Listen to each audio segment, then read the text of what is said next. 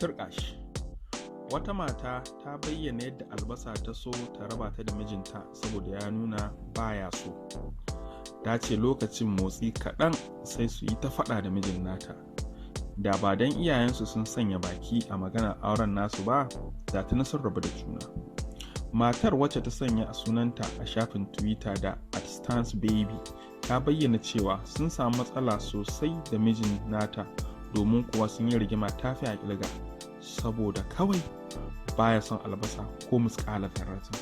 Ita kuwa tana son albasa saboda tana darata ta saboda sanin tasiri ta da kuma rawar da take takawa a abinci.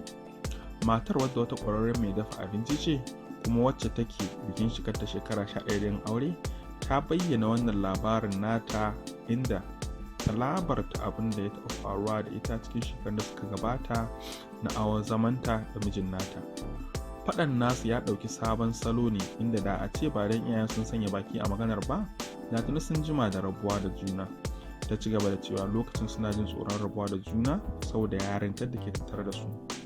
Matar ta bayyana cewa yanzu sun yi alkawalin girmama juna sannan kuma ba za su taɓa rabuwa da juna ba. Ta ce sun ɗaukar wa juna alkawalin babu rabuwa komai tsanani komai wuya, suna tare har abada.